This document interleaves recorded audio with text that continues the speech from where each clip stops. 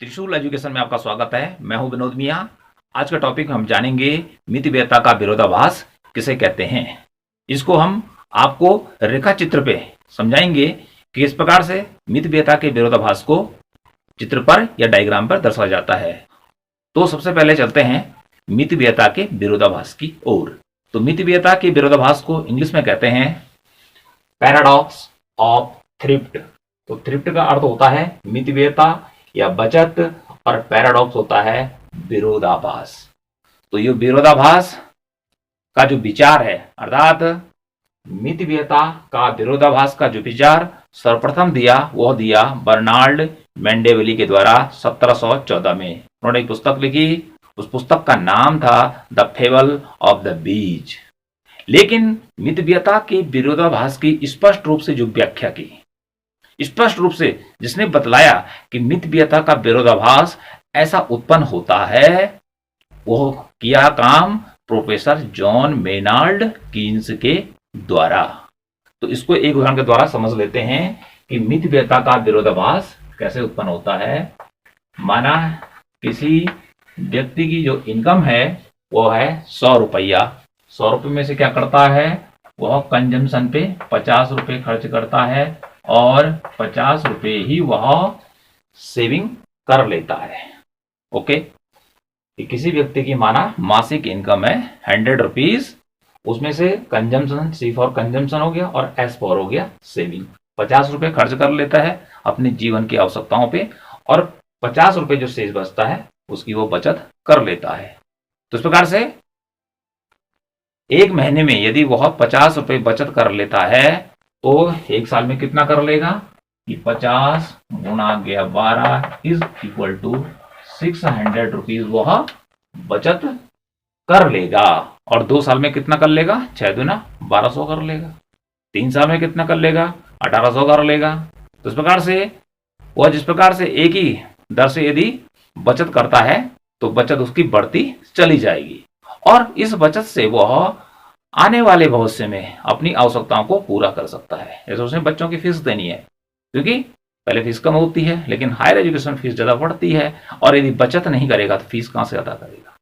यदि वह अपनी आय में से बचत नहीं करेगा तो वह अचानक यदि बीमार हो गया तो पैसा कहां से आएगा। ठीक है, इसलिए व्यक्ति क्या करता है, जितना कमाता है पूरा का पूरा खर्च नहीं करता है, बल्कि उसका एक भाग क्या करता है, भविष्य के लिए बचा लेता है कि जब जीवन में पैसों की कमी पड़ेगी। ऐसा तो है नहीं कि व्यक्ति जिंदगी भर पैसा कमाता रहेगा, बुढ़ापा एक दिन जरूर आएगा, या उससे पहले ही कई चीजें ऐसी आ जाती हैं जीवन में कि जिसके लिए हमें बड़ी अमाउंट की जरूरत पड़ती है। इसलिए व्यक्ति के लिए बचत करना क्या है, बहुत ही जरूरी है। तो इस प्रकार से बचत क्या है, एक व्यक्तिगत गुण है जो प्रत्येक इंसान के लिए क्या है, जरूरी है। यदि ऐसा नहीं करेगा तो वह अपने भविष्य में आने वाली जितनी कठिनाइयां, परेशानियां हैं, उनको दूर नहीं कर सकता है।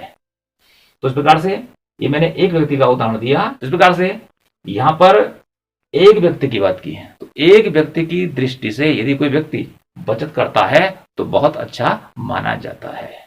ओके, अब हम बात करते हैं पूरी इकोनॉमी की, देश के सभी लोगों की बात करते हैं कि सभी लोग यदि बचत को बढ़ा दें तो क्या होगा।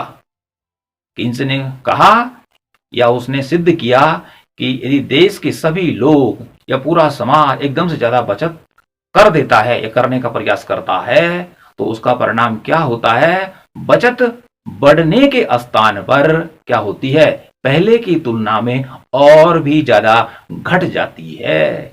इसे ही कहते हैं मितव्ययिता का विरोधाभास या बचत का विरोधाभास, कि पूरा समाज ज्यादा बचत करने की सोच रहा था कि ज्यादा पैसा बचत करूंगा, लेकिन भविष्य में पता चला कि जितना बचत करना था उससे भी और कम बचत हो गई। तो इस प्रकार से बचत के साथ क्या हो गया, विरोधाभास हो गया।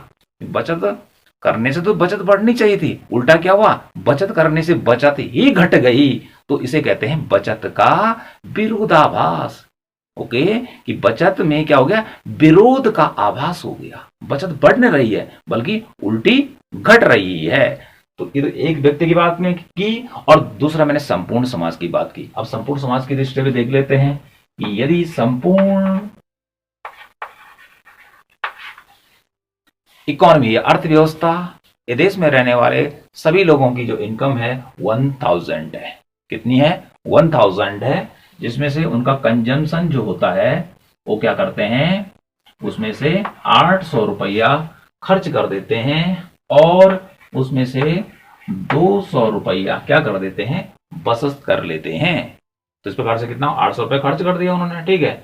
और वो तो चला गया कहाँ, आय के चक्र प्रभाव में, वो बाजार में मार्केट में आ गया, ओके। और 200 रुपया उन्होंने अपने पास रख लिया, अर्थात वह इकोनॉमी से या बाजार से क्या हो गया, बाहर हो गया, ओके। तो पहली कंडीशन यहाँ पे देखिए कि 800 रुपया अर्थव्यवस्था का कुल खर्चा है, 200 रुपए की सेविंग है, तो 800 धन 200 बराबर 1000 रुपया, ओके। अब क्या करता है समाज इसी इनकम पे, ठीक है, इनकम वही रहेगी और कंजम्पशन को क्या करता है, घटा के 200 रुपया कर दे और सेविंग को इसका उल्टा 800 रुपया कर दे। तो ऐसी स्थिति में क्या होगा, अब देखिए खर्चा कितना हो गया 200 रुपया और बचत होगी 800 रुपया, तो कुल खर्चा 800 रुपया। तो बाजार में मांग जो वस्तुओं या सेवाओं की होगी वो कितनी होगी, 200 रुपए के बराबर होगी, अर्थात मांग में यहां पर कमी आ जाएगी। और कौन सी मांग में, एग्रीगेट डिमांड में, ओके। और सेविंग क्या होगी, इधर बढ़ गई है, तो इतना पैसा क्या हो जाएगा, इकोनॉमी से बाहर हो जाएगा। तो इकोनॉमी इतना पैसा नहीं आएगा, तो इसका परिणाम आगे क्या होगा, इसका परिणाम आगे होगा कि राष्ट्रीय आय, उत्पादन और रोजगार का स्तर गिर जाएगा और भविष्य में जो बचत करने की ये सोच रहा है, इससे और भी कम बचत क्या हो जाएगी, उत्पन्न हो जाएगी। वो इतनी बचत नहीं कर पाएगा, जबकि पूरा समाज क्या करता है कि ज्यादा पैसा बचाने का प्रयास करता है। तो इस प्रकार से ये तो हमने उदाहरण की बात की, एक व्यक्ति की बात की और संपूर्ण अर्थव्यवस्था की बात की। एक व्यक्ति की दृष्टि से तो बचत करना बहुत जरूरी है, ठीक है, लेकिन यदि संपूर्ण समाज बचत करता है तो यह एक बुराई मानी जाती है, ओके। क्योंकि किन्स का मानना था कि यदि रोजगार को बढ़ाना है तो क्या करना पड़ेगा, कंजम्पशन को बढ़ाना पड़ेगा, उपभोग को बढ़ाना पड़ेगा, खर्च ज्यादा करना पड़ेगा। हमारा जो खर्चा होता है, हमारा जो पैसा होता है, हम दुकानदार के पास जाते हैं, ठीक है, तो हमारा जो खर्चा, हमारा व्यय, दुकानदार की आय, फिर वो जहां से लेता है कुछ पैसा वहां देगा, फिर उसकी आय, इस प्रकार से आय क्या होती है, जनरेट होती रहती, आय का सृजन होता रहता है। लेकिन जब क्या होगा, खर्चा ही कम होगा, तो ऐसे में क्या होगा, वस्तुओं और सेवाओं की जो सामूहिक मांग है, एग्रीगेट डिमांड, वो घट जाएगी, ओके। जो वस्तुएं बाजार में नहीं बिकेंगी क्योंकि पैसा कम खर्च हो रहा है, कम ले रहे हैं, तो ऐसे में जहां से उत्पादन हो रहा है वहां से भी उत्पादन धीरे धीरे क्या हो जाएगा, बंद होना शुरू हो जाएगा। फिर वहां से क्या जाएंगी, कि कर्मचारियों की नौकरी जाना शुरू हो जाएंगी, ओके। और जब वो बेरोजगार होंगे तो फिर बचाएंगे कहां से। तो इस प्रकार से इससे क्या होगा, बचत नहीं होगी। तो इस प्रकार से ये तो हुआ उदाहरण के द्वारा मितव्ययता का विरोधाभास, या इसे कहते हैं बचत का विरोधाभास, या इसे कहते हैं किफायत का विरोधाभास। इससे पहले मैंने आपको बताया कि किफायत का विरोधाभास या बचत का विरोधाभास का जो विचार दिया था वो बर्नार्ड मैंडेविली के द्वारा 1714 में दिया गया था। The fable of the bees नामक उन्होंने अपनी किताब लिखी थी। अब मितव्ययता की जो परिभाषा आएगी, अर्थात मितव्ययता के विरोधाभास की क्या परिभाषा आएगी, वो परिभाषा यहां पर लिखी हुई है, पूरी की पूरी परिभाषा वही कह रही है कि जो कि मैंने आपको उदाहरण में बताया, ठीक है। अभी इस परिभाषा को आप देख लेंगे, ओके, और इसी परिभाषा को मैं भी आपको रेखा चित्र पे आगे बताऊंगा। यदि आपकी समझ में डायग्राम आ गया तो समझ लीजिए कि ये परिभाषा भी आपकी समझ में आ जाएगा। आगे चलते हैं कि जो मितव्ययता का विरोधाभास है या बचत के बारे में जो कॉन्सेप्ट है उसको हम दो भागों में लेते हैं। पहला आता है, यहाँ पे लिखा है अर्थशास्त्रियों का मत, क्लासिकल विचार। जो क्लासिकल इकोनॉमिस्ट थे, जो प्रतिष्ठित अर्थशास्त्री थे, जिनमें से मुख्य रूप से लेते हैं एडम स्मिथ और जे.बी. से, इनका मानना था कि बचत करना एक सामाजिक गुण है और व्यक्ति को ज्यादा से ज्यादा बचत करनी चाहिए, ठीक है, कि जिससे कि भविष्य में आने वाली जो कठिनाइयां हैं, परेशानियां हैं, कि व्यक्ति अपनी बचत के द्वारा उन परेशानियों को भविष्य में दूर कर सके। साथ में उनका कहना था कि व्यक्ति यह संपूर्ण समाज जो बचत करता है उसका पैसा जो है वो इकोनॉमी में आता है और वह रोजगार को बढ़ाने का काम करता है, उत्पादन को बढ़ाने का काम करता है, आय को बढ़ाने का काम करता है। तो इस प्रकार से जो क्लासिकल इकोनॉमिस्ट थे एडम स्मिथ, जेवी से, उनका क्या मानना है कि सामाजिक दृष्टि से बचत करना अच्छा है, ठीक है, इससे रोजगार कम नहीं होता है बल्कि रोजगार बढ़ता है। बचत और निवेश में समानता स्थापित करके ब्याज की दर क्या कर देती है, इकोनॉमी को फुल एम्प्लॉयमेंट पे ले जाती है। इसलिए बचत करना क्या है, सामाजिक दृष्टि से उचित है, ठीक है, अच्छा है, ठीक है, बेस्ट है। ओके, अब दूसरा विचार लेते हैं, कीन्स का मत। ये कीन्स का विचार, प्रोफेसर जे.एम. कीन्स ने क्या कहा?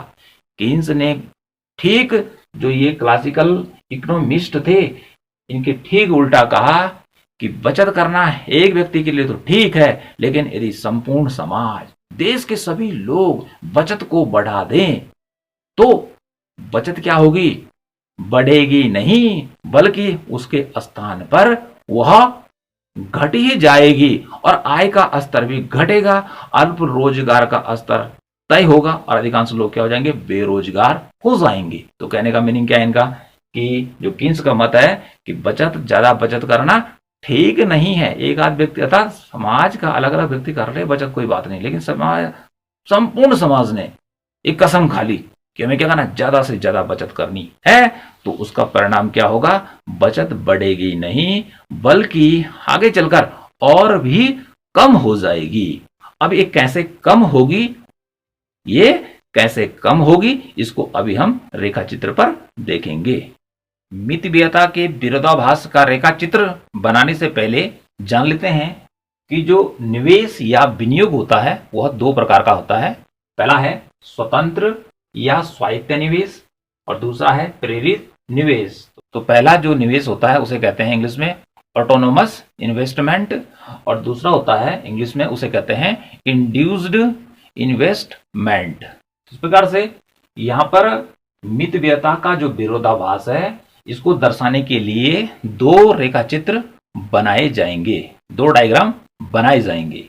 ओके, तो यहां पर हम राष्ट्रीय आय का संतुलन कहां पर होने वाला है, इसके लिए कीन्स का जो विचार है कि जहां पर क्या होता है कि बचत बराबर निवेश होता है वहां पर राष्ट्रीय आय का या रोजगार का निर्धारण होता है।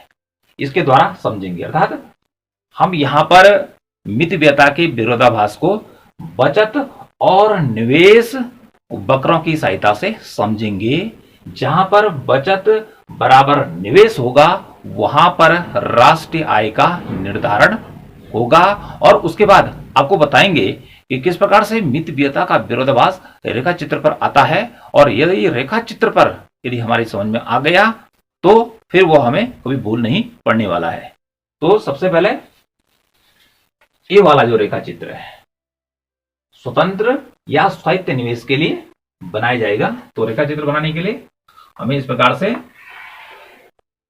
दो अक्षों की हमें जरूरत पड़ेगी। ओके, ये हमारा दो अक्ष हो गया, वाई अक्ष हो गया और ये हमारा एक्स अक्ष हो गया।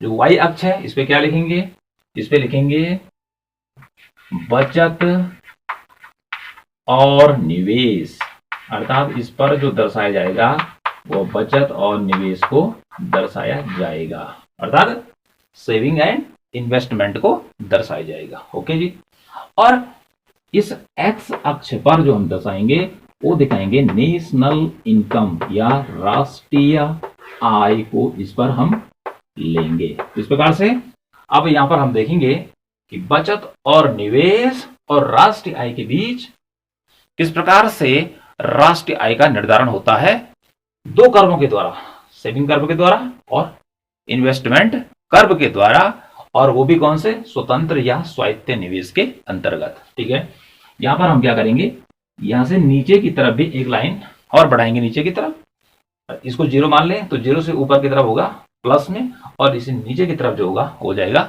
माइनस में। ओके, इतना काम करना है। उसके बाद हमने क्या करना है, कि यहां से सीधे सीधे यहां से हम क्या करेंगे, ये वाला हमारा कर्व ड्रॉ हो जाएगा। इस पे लिख देंगे हम एस और एस।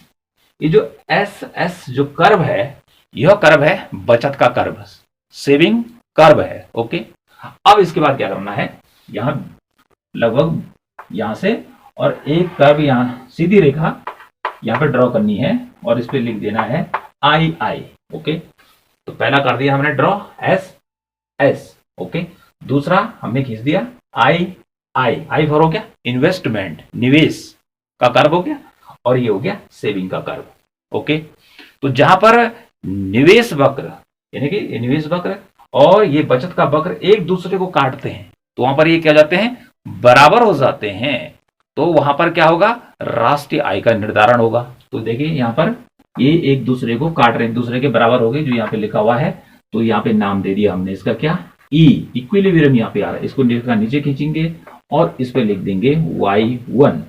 अब देखिए कि जब क्या है कि यहां से लेकर और यहां तक बचत और निवेश को हम ले रहे हैं, और यहां पर इसका क्या है, संतुलन का बिंदु है, जहां पर S इज इक्वल टू आई हो जा रहा है। तो वहां पर राष्ट्रीय आय का निर्धारण कितना हो जा रहा है, O से लेकर कितना, OY1 है।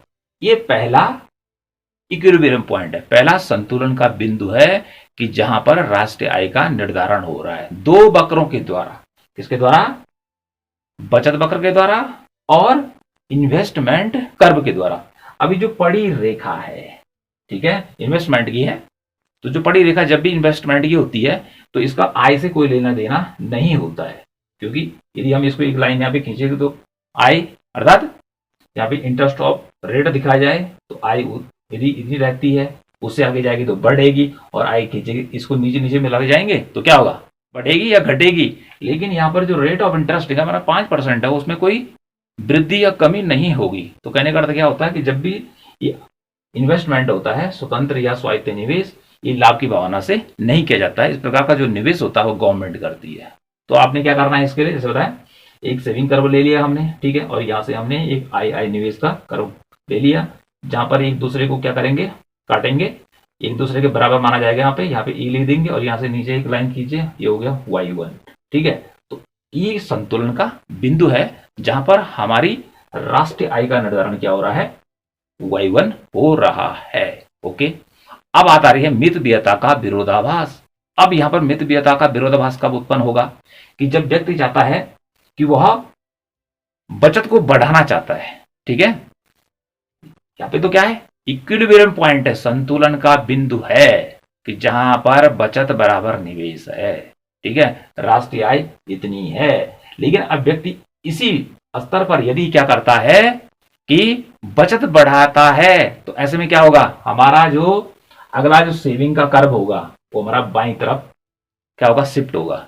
इसको पीछे की तरफ लेंगे, आगे की तरफ नहीं, इसको पीछे की तरफ लेना है। ओके, और जो पड़ी वाली रेखा है इन्वेस्टमेंट की, इसके साथ कोई छेड़छाड़ नहीं करनी है। अब देखिए ये कैसे काम करेगा। हमने यहां माना यहाँ पे एक पॉइंट लगा दिया और इस प्रकार से इसी के पैरेलल, ठीक है जी, माना बात ये, इसको हम थोड़ा सा ऊपर ले लेते हैं, ठीक है, और यहां से कोई दिक्कत नहीं, आपने इस प्रकार से एक कर्व ये हो गया, दूसरा एस, और ये हो गया एस डैश, ठीक है, एस डैश ये हमारा दूसरा सेविंग का कर्व हो गया, जो क्या बतला रहा है कि व्यक्ति यदि इसी आय के स्तर पर इक्विलिब्रियम पॉइंट है, आय यहाँ पर है, राष्ट्रीय आय y1 यहाँ से लेकर यहाँ के बीच है, और यहाँ पर व्यक्ति क्या चाहता है कि सेविंग करना चाहता है, अर्थात और बचत करना चाहता है।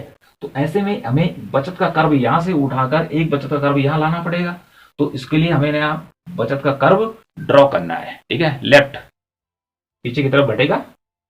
अब यहां पे नजर डालिए, यहां से लेकर और यहां तक, यहां से लेकर और यहां तक, देखिए यहां पे गाड़ी लाइन ले लेते हैं, यहां पर देखिए कि ए से लेकर और ई के बीच राष्ट्रीय आय तो y1 है, तो इतना जो है बचत में क्या होगी, वृद्धि करना चाहता है व्यक्ति, ठीक है, ए से लेकर ई है, ई से लेकर ए के बीच व्यक्ति बचत करना चाहता है, ठीक है, बचत को बढ़ाना चाहता है, तो होगा क्या, बचत उतनी नहीं होगी। क्यों नहीं होगी?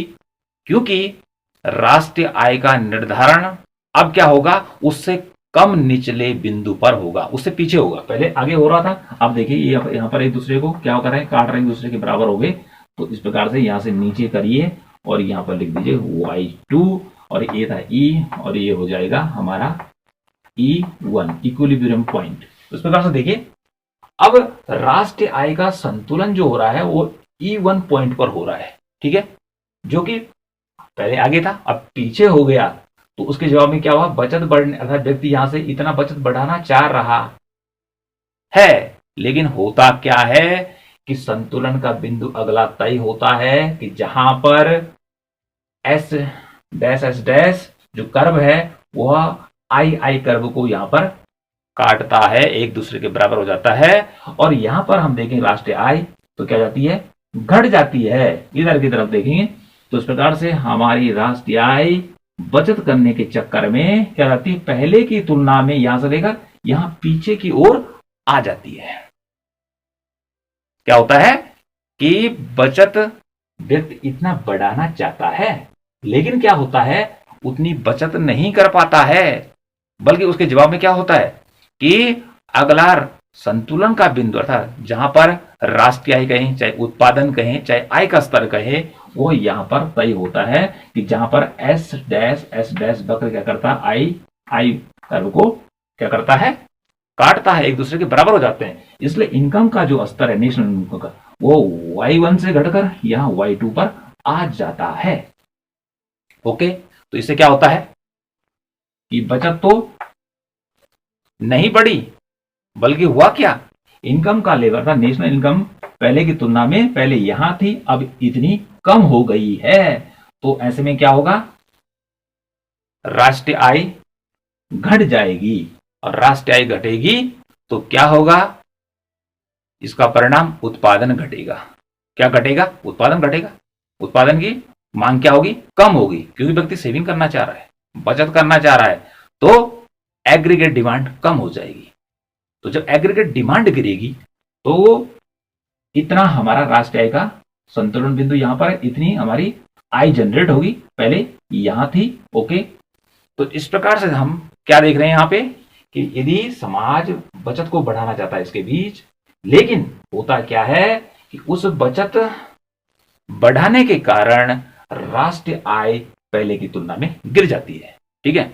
और यदि यहीं पर मान ले कि रोजगार यहां पर था पहले, तो रोजगार घटकर यहां आ जाएगा, ठीक है, रोजगार यहां से घट जाएगा और बचत क्या हो जाएगी, पहले की तुलना में, क्योंकि यहां देखिए जब आय ही पहले घट चुकी है, राष्ट्रीय आय घटने का मतलब राष्ट्रीय आय प्रत्येक व्यक्ति की आय से मिलकर जोड़ दिया जाए तो राष्ट्रीय आय बन जाती है। तो इससे क्या होगा, प्रत्येक व्यक्ति की आय घट जाएगी, और जब आय घट जाएगी व्यक्ति की तो क्या करेगा, बचत कहां से करेगा। अब इधर से इधर की तरफ क्यों आ रहा है, राष्ट्रीय आय क्यों कम हो रही है, कि वस्तुओं सेवाओं की डिमांड कम हो चुकी है। ओके, जब वस्तुओं और सेवाओं की डिमांड कम हो चुकी है तो ऐसी स्थिति में क्या होगा, आगे चलकर उत्पादन कम होगा। उत्पादन कम होगा तो आय स्वतः ही बात है कि कम होगी, और उत्पादन कम होगा तो जो पहले जॉब लगे थे इस स्तर पे यहां तक, ठीक है, इतने लोगों को बाहर करना पड़ेगा, ठीक है, क्या करना पड़ेगा, बाहर करना पड़ेगा, जॉबलेस हो जाएंगे।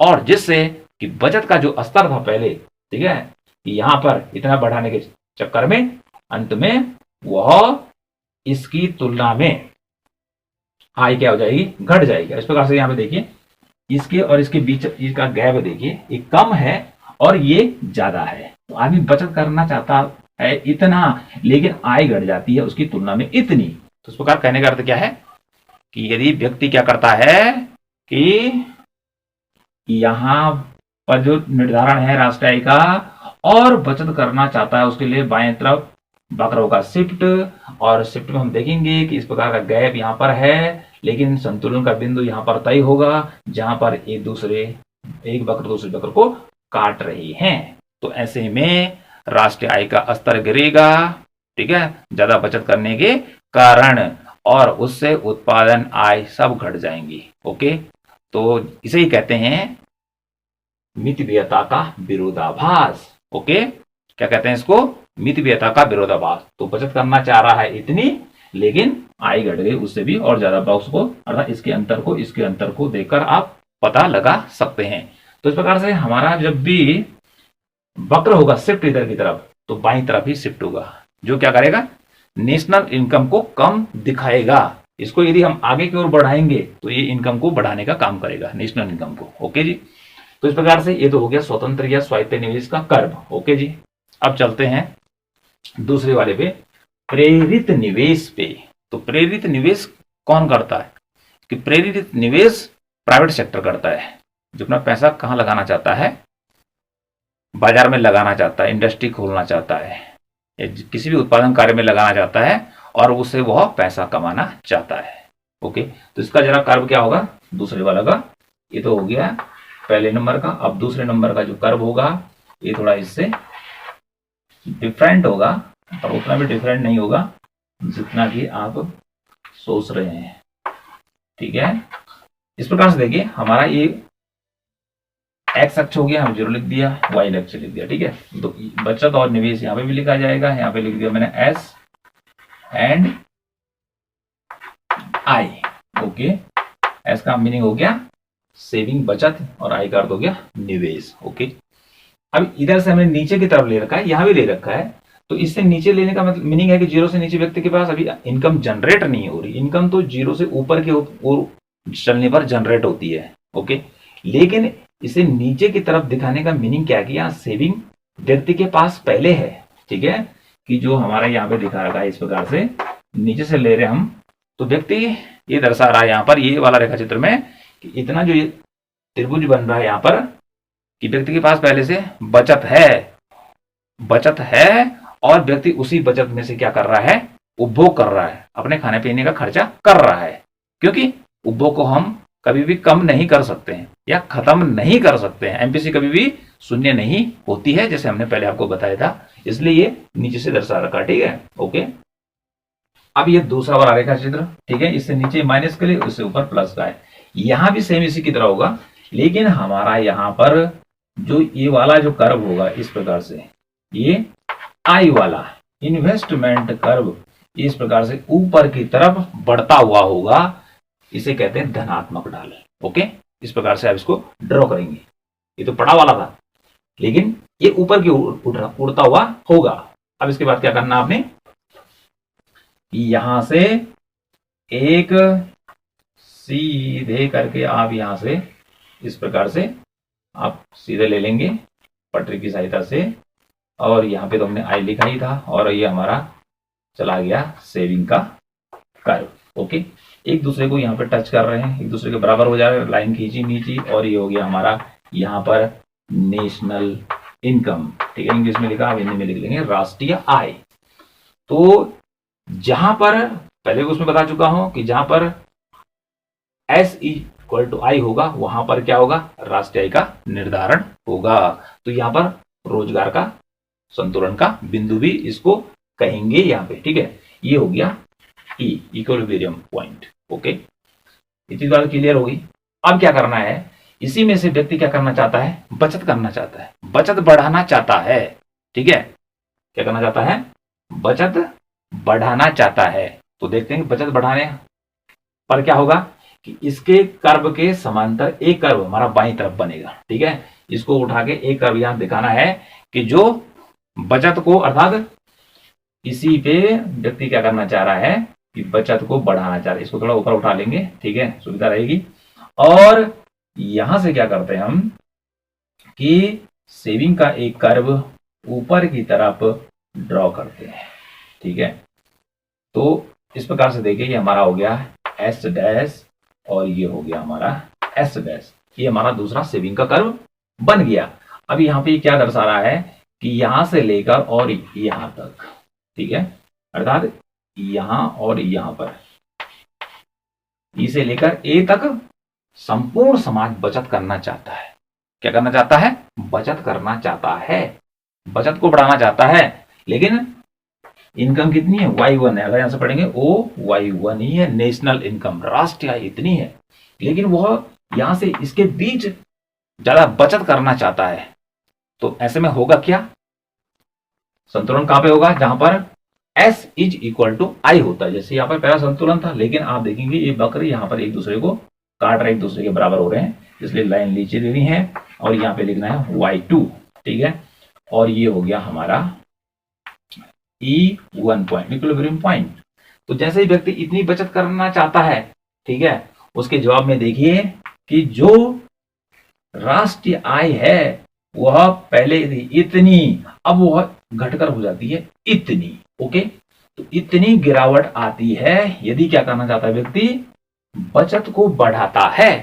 यदि व्यक्ति क्या करता है, बचत को बढ़ाता है। लेकिन यहाँ पे व्यक्ति विशेष से मैं बार बार व्यक्ति कह रहा हूं, लेकिन यहां पर है संपूर्ण समाज की दृष्टि से। कि संपूर्ण समाज यदि बचत को बढ़ाएगा तो होगा क्या, कि जैसे हम देख रहे हैं कि बचत पहले यहां पे थी, बचत और इन्वेस्टमेंट का इक्विलिब्रियम राष्ट्रीय आय Y1 है। लेकिन जैसे ही संपूर्ण समाज ने चाहा कि ठीक है बचत कर लेते हैं, ठीक है, पैसा ज्यादा बचा लेते हैं, तो ऐसी स्थिति में ये जो हमारा सेविंग का कर्व है वो बाईं तरफ शिफ्ट होगा। ठीक है, ये हमने उसको एस डैश के द्वारा दिखा दिया। इसने यहाँ पर इसको क्या कर दिया, एक दूसरे के बराबर कर दिया। यहाँ पर S is equal to I हो गया, दोनों कर्व एक दूसरे को जहाँ पे काटेंगे वहां पे बराबर हो जाएंगे। और इसका गैप देखिए और इसका गैप देखिए, इसमें क्या बतला रहा है कि यहाँ पर सेविंग का जो गैप है वो कितना बढ़ाना चाहता है, लेकिन उस बढ़ाने के चक्कर में या बढ़ाने के कारण जो राष्ट्रीय आय है उससे भी ज्यादा क्या हो जाती है, घट जाती है, उससे भी ज्यादा घट जाती है। व्यक्ति पैसा बचाना चाहता है, समाज पैसा बचाना चाहता है, लेकिन पता चला कि बचाना तो यहां से यहां तक चाह रहा था, लेकिन इनकम जो नेशनल इनकम है वो इतनी पीछे आ गई। ठीक है, तो इस प्रकार से अंतर यहाँ पे देख के और यहाँ पे देख के पता लगाया जा सकता है। तो इस प्रकार से जो ये पहले का वाला रेखा चित्र है, ठीक है, तो यहाँ पर राष्ट्रीय आय में जो गिरावट आती है, ठीक है, कम आती है, लेकिन जब ये प्रेरित निवेश में देखा जाता है तो यहाँ पर गिरावट जो होती है बहुत ज्यादा आती है यदि समाज बचत को बढ़ा लेता है। इसलिए इसका गैप क्या है, कम है, लेकिन इसका गैप क्या हो जाएगा, ज्यादा हो जाएगा। ओके, तो इस प्रकार से ये दो रेखा चित्र हो गए किसके, मितव्ययता के विरोधाभास के। और मितव्ययता का विरोधाभास कब उत्पन्न होता है, मितव्ययता का विरोधाभास साधारण परिस्थितियों में उत्पन्न नहीं होता है, ये उत्पन्न होता है मंदी के समय। जब अर्थव्यवस्था क्या होती है, मंदी की अवस्था में होती है। मंदी अर्थात जब व्यापार, रोजगार, आय सब घट जाते हैं। ठीक है, जितना प्रोडक्शन होता है वो बिक नहीं पाता है, फैक्ट्रियां बंद हो जाती है, लोग जॉबलेस हो जाते हैं। और ऐसी स्थिति में व्यक्ति या संपूर्ण समाज, व्यक्ति छोड़ दीजिए आप, संपूर्ण समाज यदि बचत करना चाहता है या बचत करेगा, तो ऐसी स्थिति में हमने आपको बताया कि बचत करने के कारण इधर हमारा शिफ्ट हो गया, एस कर्व एस डैश में चेंज हो गया, यहाँ पे इतना पीछे हमारी आय आ गई। ठीक है, इतनी बचत और आय उससे ज्यादा घट गई। इतनी बचत बढ़ाने के कारण नेशनल इनकम में क्या होगी, इतनी ज्यादा क्या होगी, गिरावट आ गई। तो इस प्रकार से ये हो गया हमारा मितव्ययता का विरोधाभास। पहला वाला रेखा चित्र यह है और दूसरा वाला रेखा चित्र यह है। तो इस प्रकार से ये हो गया मितव्ययता का विरोधाभास।